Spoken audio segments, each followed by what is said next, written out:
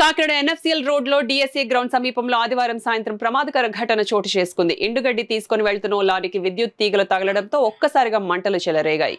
లారీపై load చేసిన ఎండుగడ్డి పూర్తిగా అగ్నికి ఆహతి కావడంతో ఆ ప్రాంతమంతా దట్టమైన పొగ అలుముకుని స్థానికులు భయాందోళనకు గురయ్యారు. సమాచారం అందుకున్న వెంటనే అగ్నిమాపక శాఖ సిబ్బంది ఘటనా స్థలికి చేరుకుని మంటలను అదుపు చేసేందుకు ప్రయత్నిస్తున్నారు. భారీగా మంటలు వ్యాపించడంతో అగ్నిమాపక సిబ్బంది అప్రమత్తంగా చర్యలు చేపట్టారు. అదేవిధంగా ట్రాఫిక్ అంతరాయం కలగకుండా పోలీసులు పరిసర ప్రాంతాన్ని ఖాళీ చేయించారు. ఈ ఘటనపై సమాచారం అందుకున్న నగరపాలక సంస్థ ఇన్ఛార్జ్ కమిషనర్ ఎన్వివి సత్యనారాయణ స్వయంగా ఘటనా స్థలానికి చేరుకుని పరిస్థితిని సమీక్షించారు.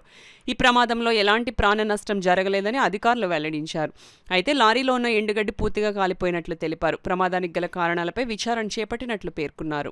ఇప్పుడు ఈరోజు మనకి స్టేడియం దగ్గర ఇందాక సుమారుగా అనుకోకుండా ఒక ట్రాక్టర్ గడ్డితో లారీ వస్తుంది. ఆ లారీకి ఎక్కి హెవీ లోడ్ అవటం వల్ల కరెంట్ షాక్ గురయ్యి మొత్తం ఫైర్ అయింది. ఎవరికి హ్యూమన్ బీయింగ్స్ కానీ లేకుంటే యానిమల్స్ కానీ ఏం లాస్ జరగలేదు. బట్ ట్రాఫిక్ కంట్రోల్ చేయటం జరిగింది. అదేవిధంగా ఆ గడ్డంతా కూడా కింద వేయడం వల్ల ఇప్పుడు మళ్ళీ బ్లేడ్ ట్రాక్టర్ రప్పించి గడ్డంతా కూడా రిమూవ్ చేసి పక్కకిచ్చి ట్రాఫిక్ని కంట్రోల్ చేస్తున్నాము. ముఖ్యంగా ఇప్పుడు యాక్చువల్గా ఈ టైంలో అంత హెవీ లోడ్ రాకూడదు. బట్ అనుకోకుండా ఏ విధమైన హ్యూమన్ లాస్ జరగకపోవడం వల్ల యు ఆర్ సేఫ్.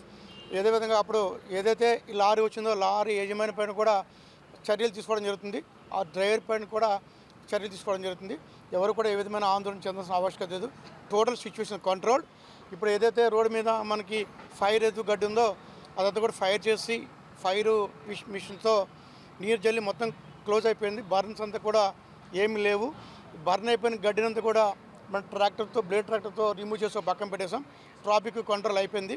వాటిని మార్నింగ్ రిమూవ్ చేస్తామండి. ఎవరు ఏ విధమైన ఆందోళన చెందాల్సిన ఆవశ్యకత లేదండి.